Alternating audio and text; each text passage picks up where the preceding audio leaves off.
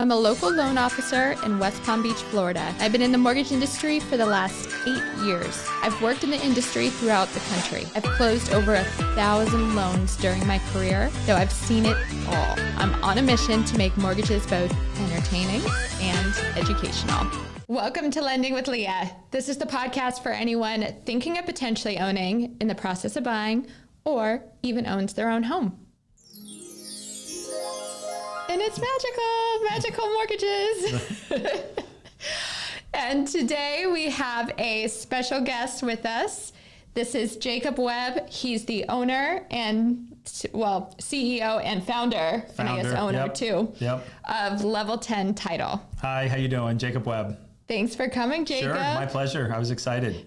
And we're actually going to do a mini series for you guys. So you guys are going to be lucky enough to have Jacob here with us for the next 3 episodes. So we are going to dive right in. Our first episode today is we're just going to kind of title one-on-one, 101. Yeah. Title 101, and just really give you guys a basic understanding and knowledge base of what title is, what does a title company do, and how that works with your real estate transaction. Yeah, and we can cover really basic stuff. If we start to get in too deep, that might be like episode 5 or something. Like Right. So we'll just do basics so we understand what it is, and then we just kind of take it from there. So exactly. And before we dive too deep into the topic, I would love for everyone to get to know you a little bit more, Sure. Jacob. Yeah. So why don't you go ahead and tell all of our listeners just a little bit more about yourself? So I grew up in Fort Lauderdale. I moved up here. I married my wife. We have 6 children. Do you have 6 kids? I do. I have 6. I didn't know you had 6. So I have 3 that are my own, 3 that are adopted. And I started out as a school teacher, and then it just evolved into getting involved in real estate. And I started doing real estate investing. And one of the things that I started doing with real estate investing was I started just doing like my own title searches and my own backgrounds and stuff on things. And so I was getting asked a lot of questions about title in general and with the investment stuff I was doing. And then it just sort of parlayed into eventually me deciding to open up a title company. I did that for 4 years, and then I wound up selling that company. And then I worked for a couple of hedge funds here locally that were buying and selling real estate, and I was managing that, at least the transactions for them, and trying to help them either go through code violation issues and things they were dealing with. So I did that for a couple of years. I opened up a drug rehab as well. And, I didn't know that yeah, one. so my family, we were involved with setting up and running a local rehab center, and that was really a very interesting challenge and a very good thing to do. And so I enjoyed that. And then in June of 2020, my son got hurt. And I just realized that it was time to make another move out of the rehab space. And we were just sort of, Gina and I were just kind of led into this opportunity to open up a new title company. And it's been amazing. I mean, from the day we opened our doors, it was like the market just changed almost immediately, and then it was just boom. And so we went from opening to 30 closings a month, like overnight. So that was exciting. And then I just, it's what I'm good at. It's what I've done. You sort of gravitate towards the things that you're good at, and that's what I'm good at. So I just decided to stick with it, and so that's what I'm doing now. But now you've done a lot of different things, though, because can't tell me you probably weren't also good at, the rehab or the hedge fund or real estate investing. I'm sure you were good at those too. Yeah, and I mean, I enjoy it. It's just, it's almost just like you sort of gravitate towards where your gifting areas are. Like, I'll be honest, I talk to agents all the time, and I'm like, I wouldn't want to be a realtor. I would be terrible at it, So everybody has to do what it is they're gifted and good at doing. And I just so happens, secretly, it's no longer a secret once I put this out there, but Are we like the first Yeah, to do know? we need to do a sound thing or something? So I don't think scary is the right one, No. but maybe like... Maybe crickets. Yeah. So I secretly really enjoy clearing files, like clearing files to close. One of the things I love to do is, so for me, it's almost like, I like watch these like investigation TV shows and stuff like that. Like the serial killer ones, like forensic files. But my wife doesn't have the same passion for those shows as I do, so I don't watch them as much. But I enjoy the sort of figuring it out aspect of things. And as we get into real estate and things, like there's a lot of messy files and things that are coming. So I do secretly enjoy sorting through all the mess, cleaning everything up. And then I have a little area of my software where I put clear to close and I type it in there. Oh, and I love those and words. I love it. I really do enjoy it. And so so it's really just goes along the lines of like, you just do the things you enjoy. Mm-hmm. And people will, look at my son, like did an internship with me in this summer. And he's like, Dad, no offense, but this is terrible. And so, because he saw firsthand what I was doing, and it's just, there's nothing glamorous about it. You're grinding through things. And so, and then the other thing I love is what I've learned, everything can be fixed. Everything. So no matter what issue comes up on a property with title or whatever it is, everything can be fixed. It's just a matter of the time frame by which things can be fixed, right? And the end all be all the way to the point where, like, if you have to get it in front of a judge at some point, and then that's what you do. But so I enjoy that. And so that's really why you go from title, then you do all the different things I've done, and then it's back to title. And this is pretty much it. Like, this is my landing place. What was the time difference between, because you had a title company before, what years did you have that to when you started in 2020? We opened up, the first title company we opened up in 2008. How was that? That was almost identical to this in the sense of, like, we went from 0 closings to, like, when we sold it, we were doing 120 closings a month. Like, it was a large company, and that comes with its own fair share of headaches. But the difference was, back then there were title companies closing all over the place, and so we would walk in to market and just go meet realtors and mortgage brokers and things like that. Like, they're like, yeah, my title company just got closed down, and so we picked up a lot of new business that way. But that was back in 2008, and then we sold in 2012.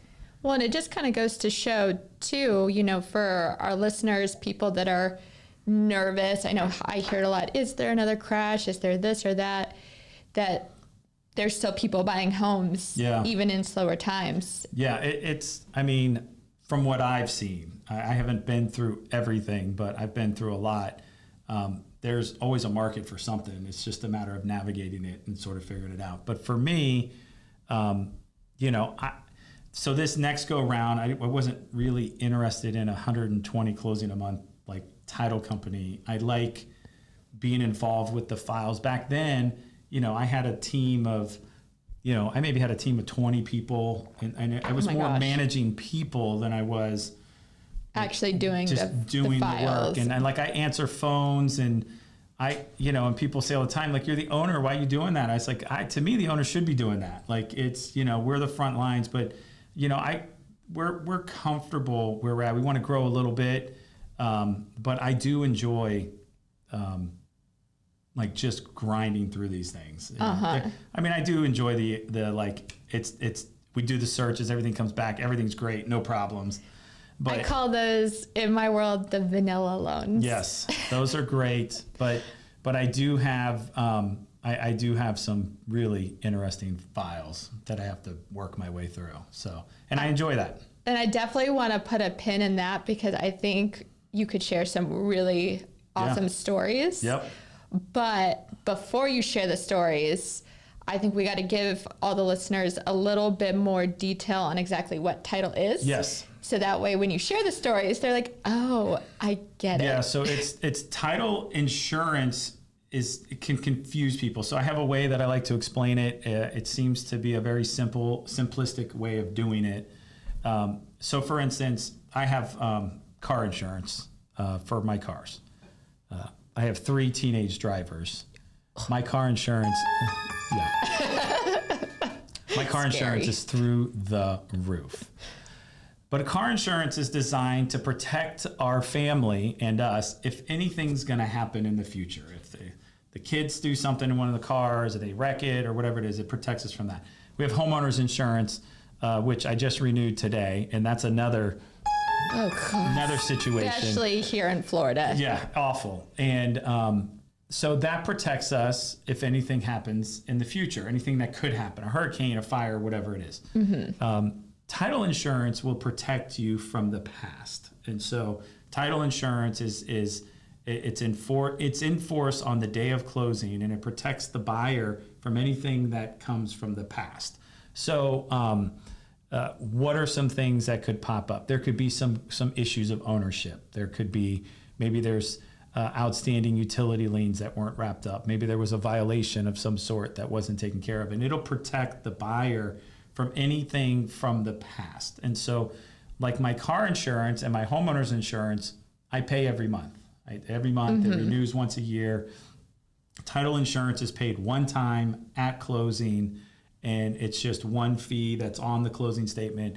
And then they have that policy for the entirety of the amount of time they own the home. They have the policy the whole time. Okay. So, and then there's 2 types of policies. There's an owner's policy, which protects the owner, and then there's a lender's policy, which protects the lender. And yes, because us lenders love to know that we're secure. Of course. So makes us feel good. Right. So then, so it's all a part of the contract, and it's usually something that's handled like from the negotiating part of it. It's all handled at the contractual part of the transaction, and then we charge the fees. They're on the HUD, and then the policy's delivered usually about 30 days after closing. The policies are delivered, and then it's good. It's good for the entire time that you own the home. That's a very simplistic explanation of what title insurance is, and really just comparing it, like the differences between like homeowners insurance and title or car insurance. It helps sort of, people can wrap their mind around it. Now, question, is title insurance the same thing as like title work? So the title work is the roadmap that I need in order to offer the title insurance. Okay. So I get a new contract in, I will order a lien search from the city and the county. We order what's called a title commitment. And the title commitment, in its very simplistic terms, is a document that gives you a list of things that you need to do in order to have a closing. And so for me, it's really my roadmap. I just start at number 1, and that's done. I did that. And once I've completed the entire list, then that's done. And then the other set of title work would be like if there's a homeowners association, I would order like an estoppel fee from the HOA. And so all of these come together. Can you explain to everyone what an estoppel Yeah, so an estoppel is, people ask me all the time, and I'm like, I always think of it as, it just seems like a silly word. It's like a ledger of sorts. Yeah. It's basically they call it estoppel. It's a fancy word. I actually don't know where it comes from, the word or whatever. But basically the HOA will send me a ledger, a report that says, here's how much you pay a month. Here's how much you owe. Here's how much is due. If they'll let me know if there's any violation. It's just it's a list. That's all it is. And so if there's an HOA, I have to request an estoppel, and all of the HOAs. Hold on. Yeah. Gosh. All of the HOAs charge estoppel fees, and they're not getting any cheaper. And the other thing I've seen going up lately is the city and the county lien searches going. Really? Yes. So these are just things everybody charges their fees. And this brings up a good point, since we're kind of talking about costs. Yeah. I did an episode for everyone a long ways back where I broke out closing costs, all the different kinds. And I talked on title fees, but didn't go into great detail about them because that's not my area. Yep.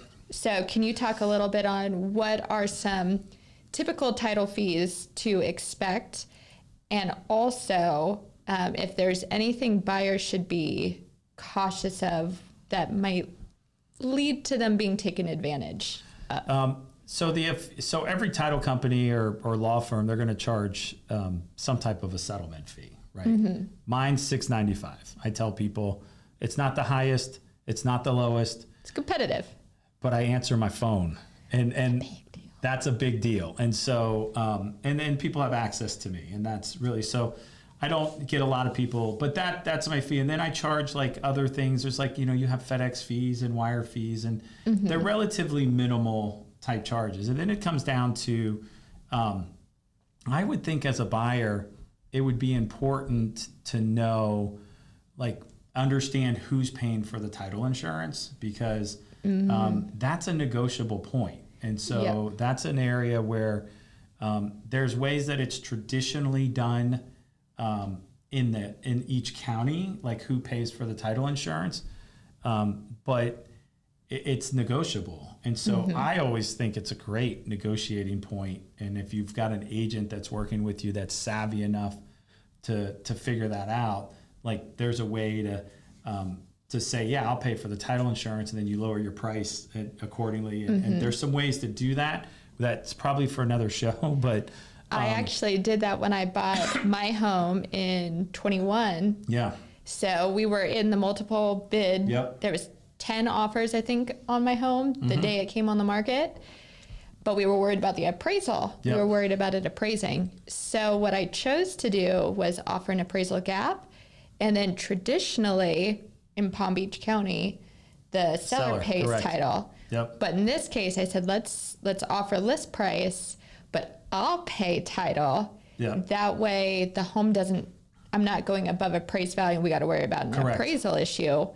We're going in at list. We think it's going to appraise, and the seller gets more money in their pocket. Like, I remember that was a few years ago, and the market has changed quite a bit. So when I was first doing this, and this will probably go more into another episode that we do with the investing, but I used to just use it as a negotiating point. And like, title insurance on something might cost $3,000, but I asked for a $5,000 discount on my purchase price. It's not my job to teach them to know their numbers. I know my numbers. And so it just depends on where you're at, who you're working with. That's why it's important that you're working with people that sort of understand how to structure and do things, and are savvy enough to see what's going on in the market and try to help you negotiate the best deal possible, at least for how you're going to structure it, if that makes sense. Well, it's kind of cool. There's all different kinds of things you can do when you are negotiating a deal outside of the traditional. The traditional. Correct.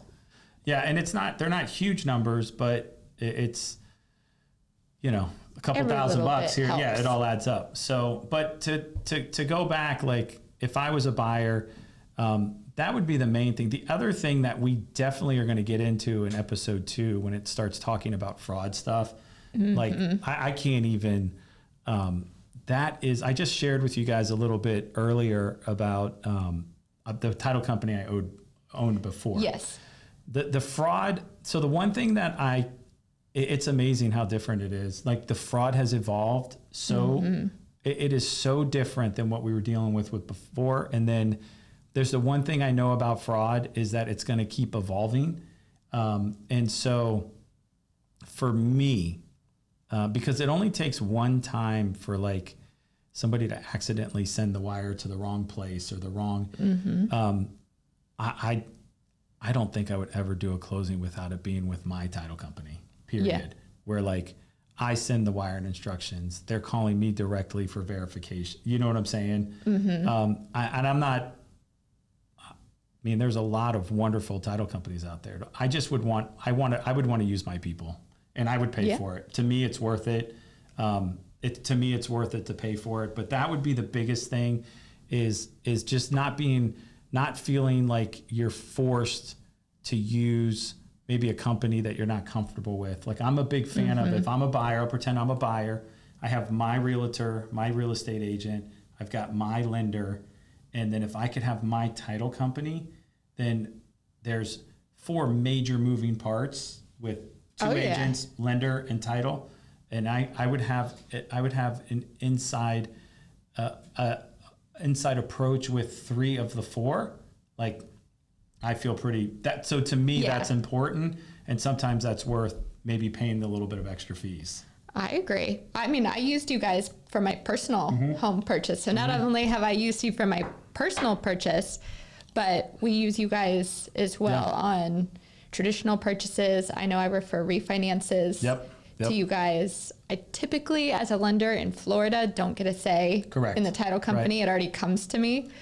But refinances, we do. Well, and it's not to say that, I mean, I'm on the podcast, so I can plug my company, Level 10, Yes, you can. But there's a lot of wonderful companies out there. That's not what we're saying. What we're saying is that I would want to know the people. Work with someone you trust. Correct. You got to know the people now. It's probably more for the fraud show that we're going to do, but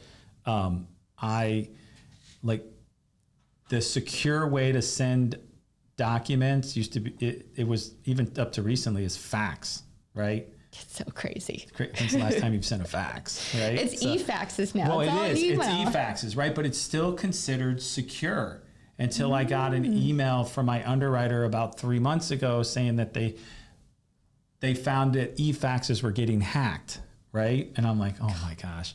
Well, every lender, anytime somebody sells a home and they pay off a loan, so say you have a Bank of America mortgage you need to pay off, the mortgage company sends the payoff statement through fax. That's how my wheels are going now. So what they found was that the bad guys were I'm trying. Yeah, I feel like I've used that one so much. But it's true. What about sad trombone? Yeah, there we go. That one works too. But they found that that they were hacking those, and then title companies and people were getting payoff instructions with the wrong account numbers. So much so that you can't just call up Bank of America. So if you send me wired instructions, I can call you up and verify your instructions. Yeah. You can't just call Bank of America up and get and be able to verify those instructions. So we had to then hire a whole nother company now that all they do is verify the lender's payoff instructions. Oh gosh. And so as that stuff evolves, we've had to evolve. And that's the stuff I would be worried about if I was a buyer. It honestly is making sure that you're aware of everything that's going on and all the parties involved, and that they're people you know and trust. And maybe, I don't know. That's just me. I agree. Because that's what I worry about. I don't worry about what I know about. I worry about what I don't know about, that I'm going to find out about eventually, right? So. And you don't want to find out about it on the wrong end. You'd rather hear about it. Which we probably should save all this scary stuff for the fraud show. But if I was buying a house, that's the way I would do it. I would control the transaction as much as possible. I would want to use my own title company. I would use it as a negotiating tactic, which is more feasible now than it was a few years ago. People were using it a few years ago as a way to separate themselves from the 20 offers that were on a home. So, those are the things that I would do to make, just to give me maybe an extra layer of comfort in the transactions. Well, and something too, for everyone who's listening, one of the things or goals with this podcast too is not only to educate you guys, hopefully provide some sort of entertainment as well, but to empower you to take control over your own transaction. And I know when I bought my first home, even having been working in the industry, I didn't feel like I got a say in my title company, which was okay. My title company ended up being just fine and dandy to work with. But it was almost presented to me as, okay, here's the offer, and this is the title company we're using. And I was like, okay, but you do have a choice as a buyer. So I market, and I market almost strictly to real estate agents, because they're the ones making a lot of those decisions for the client. because the clients they just may not understand or not even know the questions to ask. But you do have control of it, and it's all negotiable. So for me, it would be important to know the people that I'm working with and have them be my people. Yeah. If that makes sense. Well, and it's huge too. So I will say, I think probably one of the last things we'll touch on in today's episode is kind of how the title company and the mortgage company work in conjunction with each other. Sure. So that, so I'll give you a real quick synopsis of how it happens. I get a contract, then the mortgage company will send me what's called a title request. That gives me all the information on who the lender is, how much the loan is, so on and so forth. We order all our searches. We get all our searches back. We send a package to the lender. They've got a list of documents they need. We send that. Then once the lender clears it to close, there's a little bit of back and forth between the title company and the lender, and that's called balancing. And so they'll send us, the lender will send us the fees. We'll add our fees. We'll merge it into one document, basically. Yep. And then we go back and forth until we're all on the same page. And then, but it's definitely, excuse me, it's definitely important that there's a good line of communication, because it can happen really quick if the communication is good. And then when it's not, it tends to grind to a halt. So. Well, and just to think of it this way too, when you're getting a mortgage, you can't get a clear to close on your mortgage without the information correct from the title company. So it really is important that the two are working together. Yep.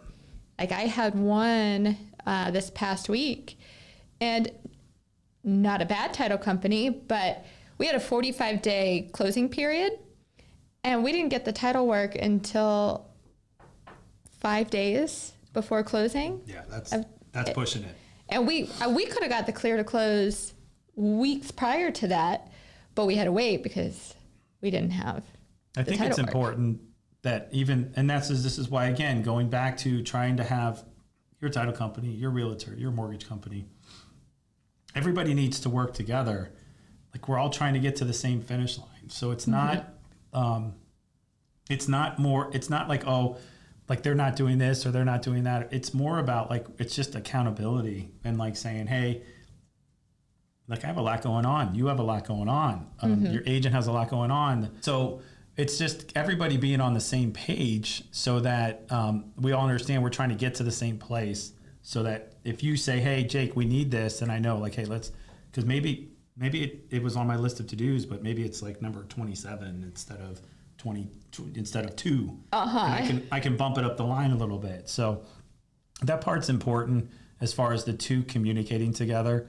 But like you and me, we communicate with a lot of different companies, title companies or mortgage companies that it can be frustrating, right? And I told one of the ladies in my office the other day, I said, the most frustrating thing for me is when I just go days with no response. Like it just drives me crazy, right? And so we try not to do that, and try and get on top of everything. I told you guys a little earlier, one of my little secrets, I love clearing files. I'll give you one of my other ones. I can't leave my office until my emails are cleared out.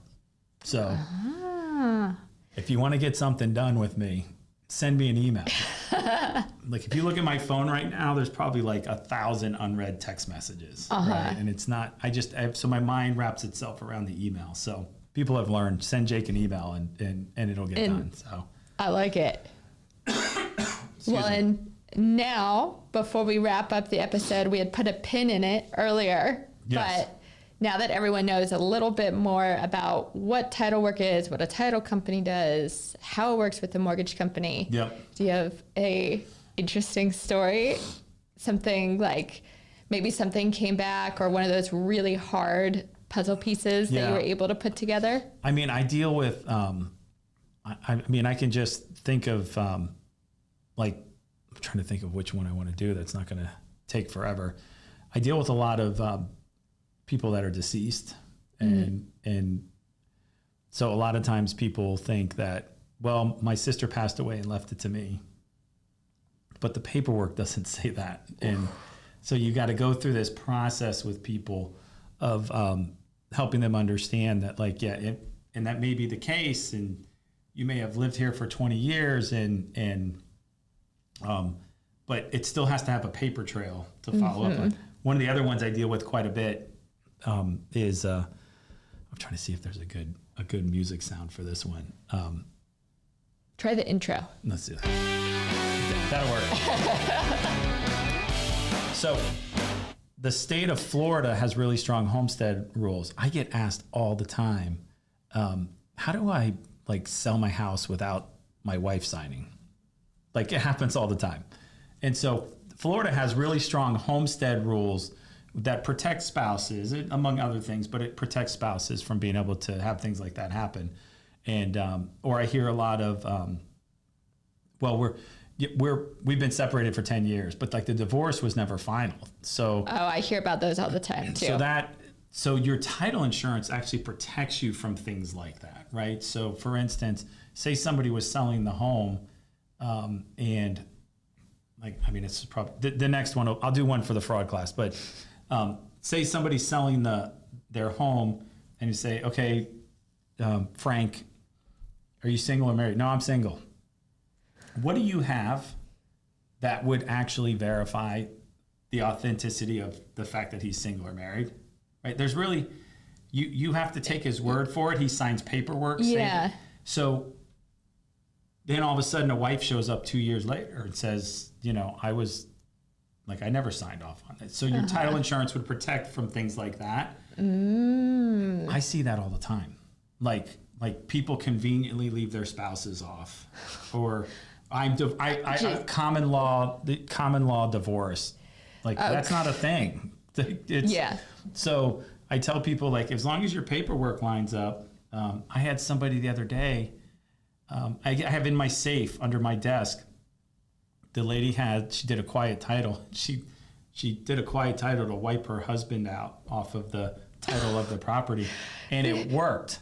So I don't know what he did, but all I know is I had this paperwork from a judge, and then all of a sudden, the husband's attorney's calling me saying, "Hey, like," and then they refile. And so it's happening. And so these spouses are vicious. Well, yeah, I mean, that's a whole nother show, but it just goes to show you that, like, you want to be able to buy a property with confidence, but there's a lot of, you're taking a lot of messy stuff and making it into a nice, clean package and then moving forward. But yeah, no, I've had some interesting conversations with people, or, like a spouse. I had another one where a spouse, you can't even think this up. Their husband and wife are married. They get divorced. So that changes the ownership of the property. The legal divorce. Yeah. They get remarried. The husband passes away. In Florida, it's their homestead property. It automatically passes to the wife, but it doesn't, because when they got divorced, it changed their ownership structure. And then when they got remarried to each other, not to other people, they got remarried to each other, they needed to do a new deed to reestablish the proper tenancy. And so they wound up having to actually go through probate. But like, how would you think to ask somebody that? Like, hey, so you guys are married, you got divorced. Is there any chance that you guys got divorced in this marriage and then got back together? You know what I'm saying? Right, like it's a lot of moving pieces. If that's not figured out before, then that could be something that pops up later, and then you have the insurance to protect you from it, even though it's still a pain to deal with. But either way, the moral of the story is it ended well. Like, it just took a long time. So, yeah, exactly. All right. Well, everyone, you're going to get another couple chances to listen to myself and Jacob. So we're going to be back next week with part 2 of our 3-week series. Can I make a plug? Absolutely. 2 and 3 are going to be awesome. Yeah. Like, they're good. These are 2 of my favorite subjects to talk about. And, so I had to endure 1 to get to 2 and 3. So. Exactly. But it's important that we got you guys a basic understanding as we go into the next one. So we're talking about fraud, and we're going to be talking about real estate investing stuff, and these are my favorites. So I hope you guys come back. And before we leave, Jacob, where can everyone find you or get in contact with you if they have questions or just want to talk to you? Yeah, so I don't know if it's going to pop up on the screen or anything, but my email is jwebb@level10title.com, and it's the number 10. So jwebb@level10title.com, or my office phone number is 561-899-0996. Awesome. And you guys know where to find me. All the social media platforms, Lending with Leah, Instagram, YouTube, Facebook, TikTok, and there's an email. So feel free to email me at lendingwithleah@gmail.com. And we will see you guys for next week's episode.